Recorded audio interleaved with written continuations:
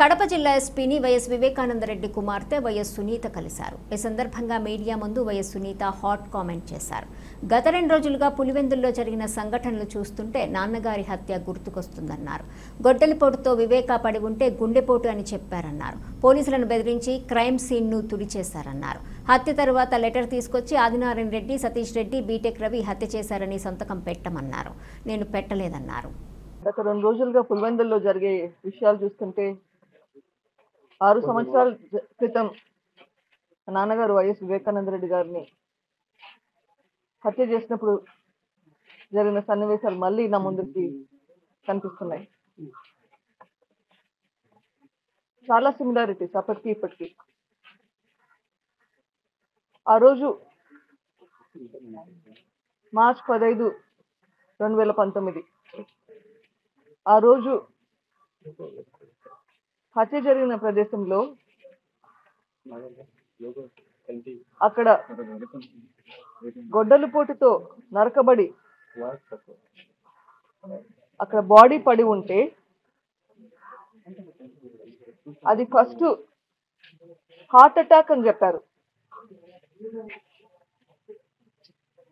అక్కడ ఉన్న పోలీస్ అధికారిని బెదిరించి, 3-4 ఉండొచ్చు అనుకుంటా పోలీసు అధికారులు మొత్తం ఇంట్లో, వాళ్ళని బెదిరించి వాళ్ళ ముందరే మొత్తం అక్కడ క్రైమ్ సీన్ అంతా క్లీన్ చేసి పడేశారు. అక్కడ క్లూస్ ఉన్నాయా లేదా ఏమీ లేకుండా అక్కడ ఫుట్ ప్రింట్స్, హ్యాండ్ ప్రింట్స్ అన్ని క్లీన్ చేసి పడేశారు.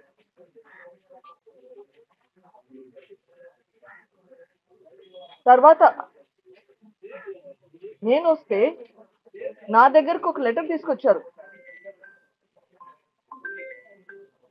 ఈ హత్య ఆదినారాయణ రెడ్డి, సతీష్ రెడ్డి, బీటెక్ రవి చేయించారు అని రాసి తీసుకొచ్చి దాని మీద నా సంతకం పెట్టమన్నారు. దాని మీద నా రోజు నేను సంతకం పెట్టలేదు. ఈరోజు నిన్న వీడియోలో అదే సతీష్ రెడ్డి గారు, అవినాష్ రెడ్డి గారు చూశాను. ఆ రోజు అవినాష్ రెడ్డి గారు వాళ్ళ అనుచరులు కలిసి ఎట్లా అప్పుడు పోలీసులు దబాయిచ్చారు, మళ్ళీ ఇప్పుడు అదే కనిపిస్తుంది. అదే కదా, ఆ తర్వాత మళ్ళీ మరుసటి రోజు నారాసుర రక్త చరిత్ర అని పెట్టారు. అది నన్ను నమ్మించారు.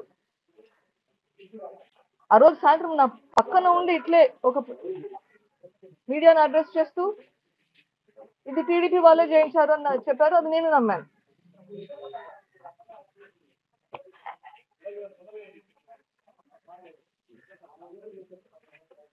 ఈరోజు మళ్ళీ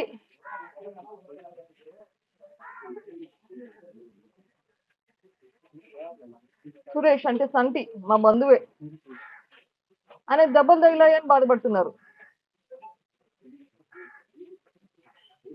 ఆ రోజు మీరే చేయించినట్లు ఈ రోజు చేయించుండరు అని నేను ఎందుకు అనుకోవాలి? నాకు తెలియదు. నాకు అన్ని ఒకే విధంగా ఉన్నాయి.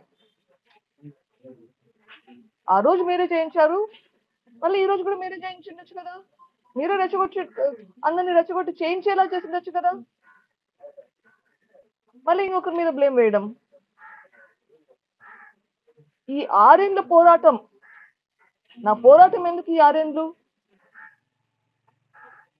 ఇటువంటి సంఘటనలు జరగకూడదు అని. తప్పు ఎవరు చేసినా శిక్ష పడాల్సిందే. చిన్నైనా పెద్దయినా తప్పు చేస్తే శిక్ష పడాల్సిందే. ఆ రోజు చేసిన దానికి ఇంతవరకు ఎవరికి శిక్ష పడలేదు.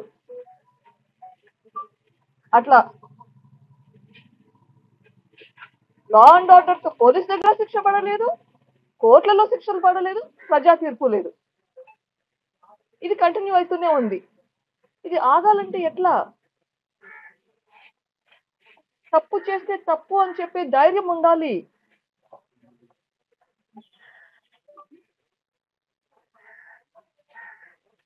అంతేకాదు, అప్పుడు స్టార్టింగ్ లో ఆదినారాయణ రెడ్డి, సతీష్ రెడ్డి, బీటెక్ రవి, తర్వాత చంద్రబాబు నాయుడు, ఇప్పుడు లేటెస్ట్ సునీత రాజశేఖర్ రెడ్డి చేయించారు ఇది అని ప్రూవ్ కూడా చేస్తున్నారు. ఎంతకైనా దిగజారడమేనా? ఎట్లా నమ్మాలి? ఏది నిజం ఏది అబద్ధం ఎట్లా తెలుస్తుంది? ఇట్లా మళ్ళీ మళ్ళీ జరగకూడదు అంటే గన తప్పు చేసిన వాళ్ళకి శిక్ష పడాల్సిందే కదా.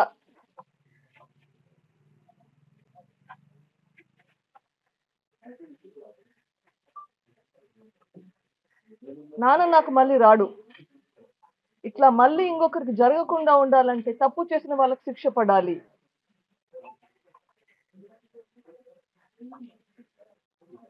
ఇది ప్రజలు మళ్ళీ కొంచెం శాంతి భద్రతలు రావాలి అంటే పులివెందులకి కడపకి ప్రజలు ఆలోచించాలి.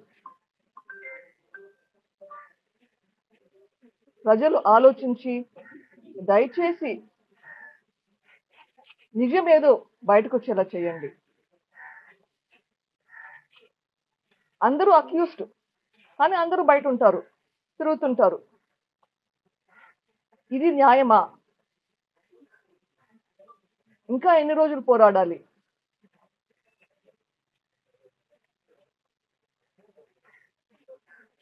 ఈరోజు ఎస్పీ గారితో ఇదే ఆవేదన వ్యక్తం చేశాను. ఎట్లా మనకి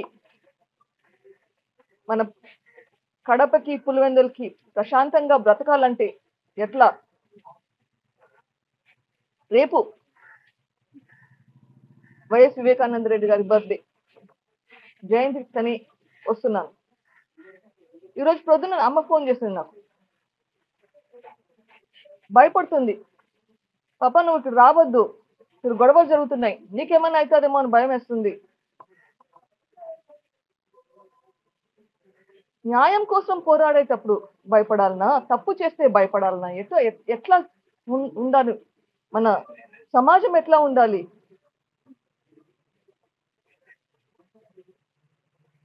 న్యాయం కోసం పోరాడేదానికి పక్కన సెక్యూరిటీ పెట్టుకొని తిరగాలనా?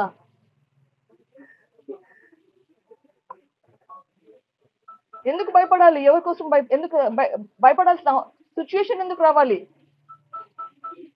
తప్పు చేసిన వాళ్ళు జైల్లో ఉంటే ఈ సిచ్యువేషన్ రాదు.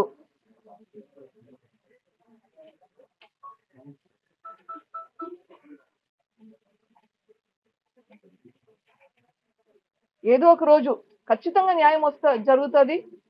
నాకైతే ఆ నమ్మకం ఉంది.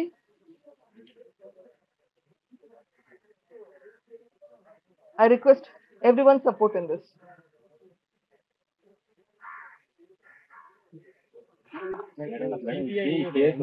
దర్యాప్తు ముగిసిందని చెప్పి నిందితులుగా ఉన్న సాక్షుల్ని బెదిరిస్తున్న సందర్భాలు ఉన్నాయి. నిన్న దేవిరెడ్డి శివశంకర్ రెడ్డి భాస్కర్ కూడా టీడీపీ విశ్వనాథ రెడ్డిని ఫోన్ చేసి బెదిరిస్తున్నారు.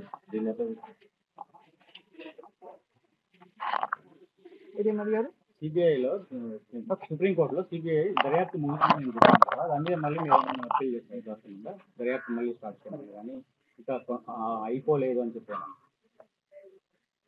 దాంట్లో ఏం జరిగింది?